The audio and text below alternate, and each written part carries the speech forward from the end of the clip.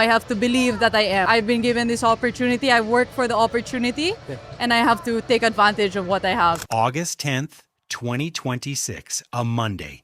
In New York, the U.S. Open main draw is 14 days away, and the tournament grounds in Flushing Meadows are already crawling with sponsors set up crews, hospitality tents rising like sails behind Arthur Ashe.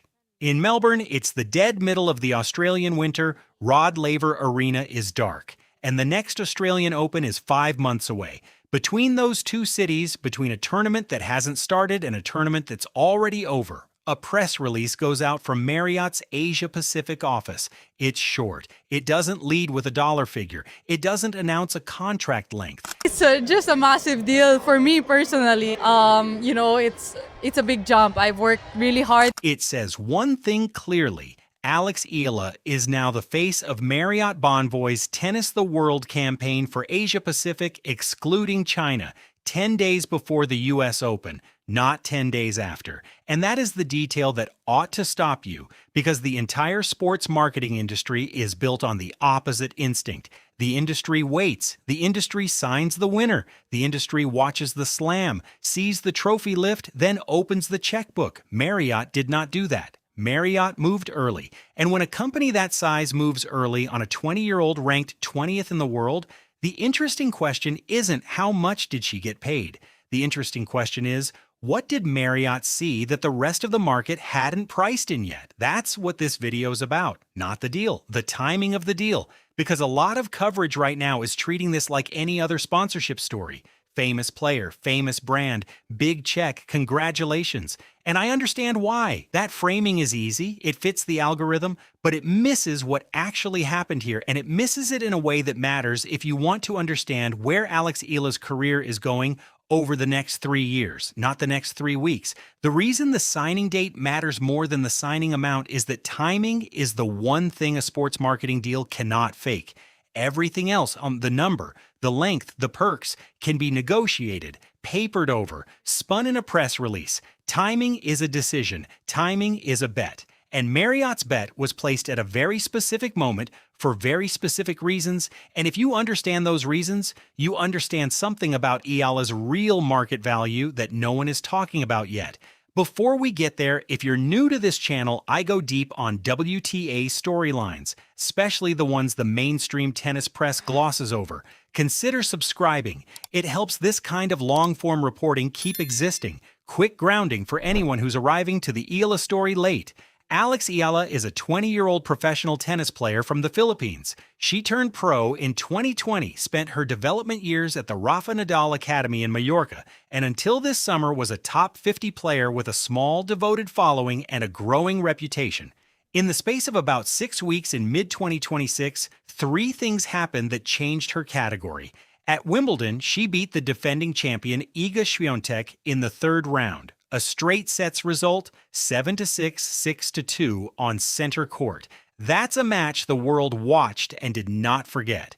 Then at the DC Open at the beginning of August, she strung together the most disruptive week of her career, beating Jessica Pegula, Elina Svitolina, and Naomi Osaka en route to her first ever WTA singles title, the first ever won by a Filipino player on the tour.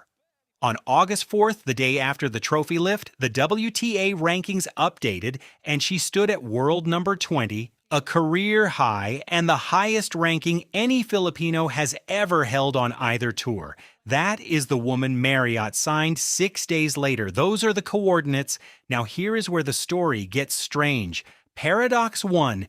If Marriott wanted a U.S. Open bounce, if the goal of this signing was to attach the brand to whatever Eala was about to do at Flushing Meadows, the calendar makes no sense.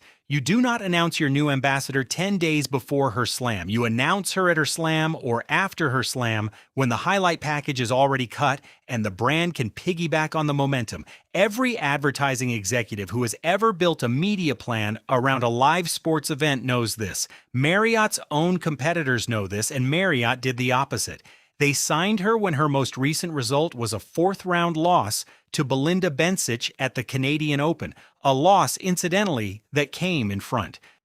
of a sold-out Toronto night session where 3,100 tickets had cleared in under 30 minutes the moment her name was announced on that court. Hold that detail. It matters more later. But sit with the paradox first. Marriott moved before the U.S. Open, not after. That is a choice. What is Marriott seeing? Paradox 2. The campaign she's the face of is called Tennis the World, and the anchor of Tennis the World is not the U.S. Open. It's not Wimbledon. It's not Roland Garros. It is the Australian Open, where Marriott Bonvoy is entering its 6th consecutive year as official hotel partner, and where the 2027 edition is scheduled for January 11th through 31st. The press release makes this absolutely explicit. Marriott Bonvoy members get early access to Australian Open 2027 tickets. That's the deliverable. That's what her signing unlocks. So the world number 20 in women's tennis at the peak of her U.S. Open buildup has been signed to promote a tournament happening on the other side of the planet 5 months into the future. Why? Second sub-question. Hold that too. Paradox 3. Marriott didn't sign her for Asia-Pacific. They signed her for Asia-Pacific excluding China. Read the release. It's in the headline. It's in the title of the campaign. It's the region she covers. Now think about that carve-out for 1 second. China is, by any reasonable measure, the single largest tennis market in Asia. Biggest tournament calendar, biggest sponsorship spend, biggest television audience. An entire WTA swing built around Chinese venues. If you sign a tennis ambassador for Asia-Pacific, the default is to include China. Marriott chose not to. They drew a line around a region, Southeast Asia, South Asia, Oceania, Japan, Korea, and said this is her region. Why exclude the biggest market? Third sub-question. Hold it. Paradox 4, and this one is the quietest, but maybe the loudest. The Marriott announcement contains no dollar figure and no personal perk for Alex Eala. You have probably seen numbers circulating. So $2 million a year, unlimited first-class flights, Emirates cabins. Some are even quoting $287 million. I want to be extremely clear with you. None of those numbers appear in Marriott's press release. None appear in the Sports Business Journal write-up of the deal. None appear in the Marriott corporate site's Tennis the World page. Those figures are circulating on Facebook groups, on aggregator YouTube channels, and in copy-paste posts that mutate a little more each time they get shared. If you go to what Marriott themselves actually said, the specific benefit disclosed in the release is not a benefit to her. It's a benefit to their members. Australian Open pre-sale access, Marriott Bonvoy moments, exclusive experiences. The deal is not structured around Alex Eala the athlete. It is structured around Marriott Bonvoy, the loyalty program. Fourth sub-question. Why does Marriott want their members near her rather than the other way around? Hold it. We come back to all four in about 90 seconds, because here is where the assumption most people have been carrying breaks. You have been assuming this whole time that Marriott signed Alex Eala because Alex Eala is a rising tennis player. That is the default. It's how sponsorship coverage always reads. Player becomes famous, brand shows up, brand pays player to be famous with their logo on her chest. Endorsement. The deal exists to attach the brand to the athlete. That is the story you've been told 100 times about 100 players, and that is the story that is wrong about this deal. Here is what actually happened. Marriott did not sign Alex Eala because she is a tennis player. Marriott signed Alex Eala because she is the only credible sports marketing entry point into a region Marriott has decided is the future of their loyalty program. The tennis is the delivery mechanism. She is the delivery mechanism. The product being sold, the actual product, is Marriott Bonvoy membership in Southeast Asia, targeted at a customer base that Marriott's own research has told them is loyalty-hungry, travel-hungry, and currently under-owned by their competitors. That is why they moved before the U.S. Open. That is why they signed her for a campaign anchored to Melbourne, not New York. That is why they carved out China. And that is why the perk in the announcement is for members, not for her. She is not the audience of this deal. The Marriott Bonvoy member is the audience of this deal, and Alex Eala is the face they chose to speak to that audience with. Once you see it that way, the four paradoxes stop being paradoxes and start being a strategy. Take a breath. because I want you to feel the shift for a second before we prove it. Most sponsorship coverage flattens athletes into billboards. Deal is announced, number gets quoted, coverage moves on. What Marriott did with Eala is the opposite of that. They did not put her on a billboard. They wrote her into their business model. And when a company does that, when they use an athlete not to advertise a product but to build a market, the money question stops being how much they paid her and starts being how much they think that market is worth. Now, 3 proofs. Proof number 1 is the timing itself and the way it breaks with what the industry calls the Raducanu template. In September of 2021, Emma Raducanu won the U.S. Open as a qualifier, a genuinely unprecedented run, and in the weeks that followed, she signed with, by public count, roughly a dozen major sponsors: Tiffany, Dior, Vodafone, Evian, British Airways, Porsche, HSBC, and on.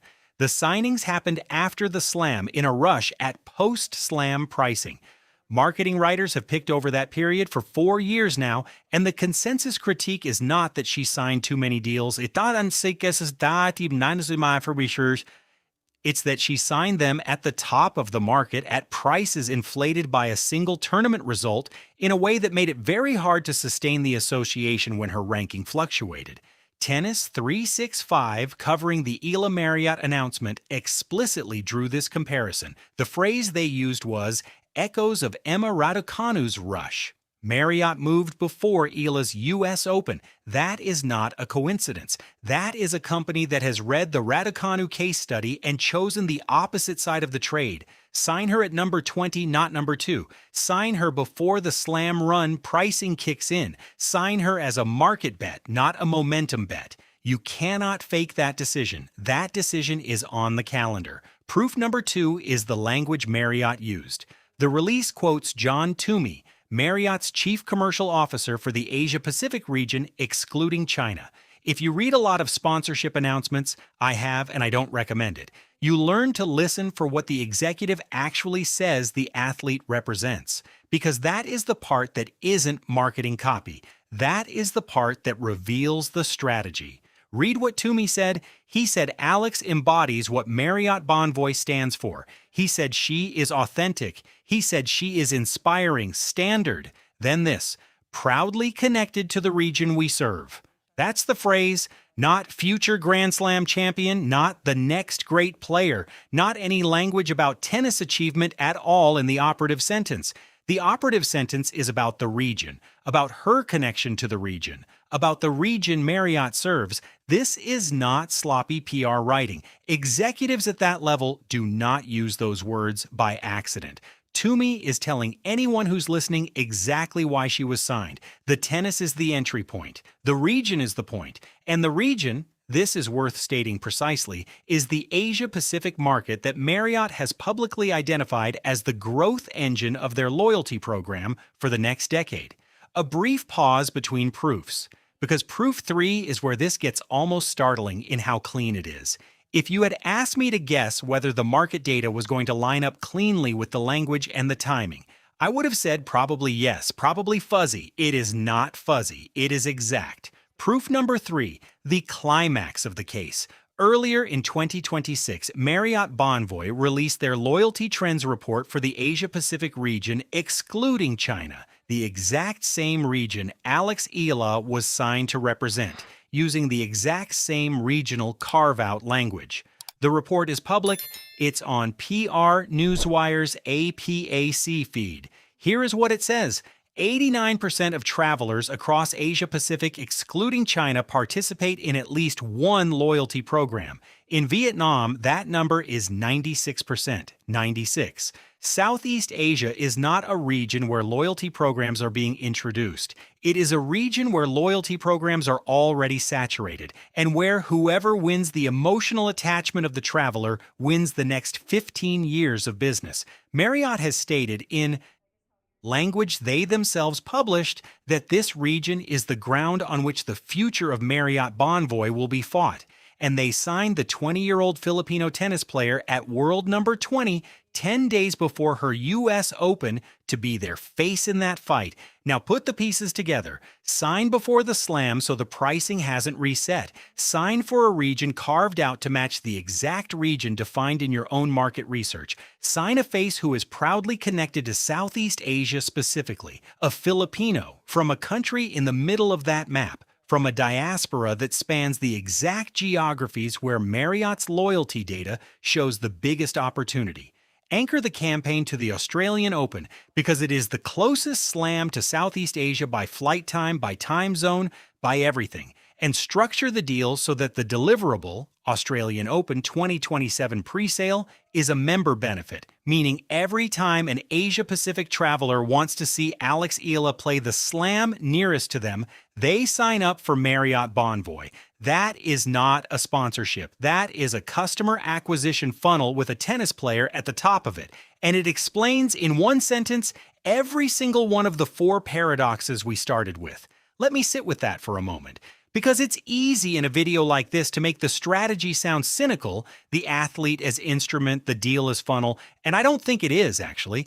I think it's a compliment. Companies do not build customer acquisition funnels around athletes whose value they think will fade. They put the funnel around the person they believe is going to keep being the answer to the question 5 years from now. Marriott looked at Alex Eala at number 20, 10 days before her U.S. Open, and decided she was that person. That is a serious bet. Now, the honest limits, because you deserve them. This reframe does not prove Marriott foresaw what would happen at the U.S. Open. What actually happened was a good but not headline-making run. She beat the 14th seed Clara Towson in the first round in a 3-set thriller, saving break points and coming back from 5-1 down in the deciding tiebreak, and then lost in the second round to Christina Buxa. A win and a loss, solid, not seismic. If Marriott had waited 2 weeks to sign her, they'd have signed her at essentially the same market value. The genius of the timing wasn't clairvoyance about a specific tournament. It was refusing to depend on a specific tournament. That's a subtle distinction, and I want to name it clearly. This reframe also does not prove she'll hold number 20. Rankings move. Tennis is brutal on 20-year-olds carrying the expectations of an entire country and a growing regional fan base. The Bencic loss at the Canadian Open, the loss right before the Marriott deal was announced, was a real loss. In a match where she was outmaneuvered by a more experienced opponent, and there will be more of those losses this fall, she has said so herself in her post-DC media availability when she talked about growth being the only way forward and about wanting to earn every next result. And finally, the specific dollar value of the Marriott contract is not public. I said earlier that numbers are circulating. They are. None of them are confirmed. Sports Business Journal, which reports deal values when they exist, did not publish one. Marriott did not publish one. Anyone quoting you a specific figure right now on 2,287,000,000 unlimited flights, any of it, is not reporting. They're guessing, or worse, they're making it up. The truth is, we don't know what she was paid. And the strangest thing about that is, it doesn't change the story. The story is the timing, the region, the carve-out, and the customer acquisition funnel. The number, when it eventually leaks, will be a footnote. So where does that leave us? It leaves us with a clearer picture of the room Alex Eala is now standing in. Not a Grand Slam trophy room, not a locker room, a conference room, actually, and the kind of room where a chief commercial officer of a hotel group with roughly 9,000 properties across the world looks at market data for a region of 600 million people, looks at a Filipino tennis player at world number 20, and decides those two things belong on the same slide. She is in that room now. Marriott put her there. And when a company that operates at that scale identifies a single athlete as their entry point into their most important growth region, other companies in adjacent categories notice. Airlines notice, fashion houses notice, financial services notice, consumer electronics notice. This is not a hypothetical. This is exactly what happened to Naomi Osaka in the 18 months after her first slam, and to Coco Gauff, and to a handful of others whose ceilings turned out to be commercial as much as athletic. Marriott moving early on Eala is a signal to that entire market that she's been priced. The next deal she signs will be shaped by the fact that this deal exists. The one after that will be shaped by both. That's how these things stack. So when you see her name announced as an ambassador for something else, and you will probably within months, remember that the shape of that deal was set in August of 2026 when a hotel company decided not to wait.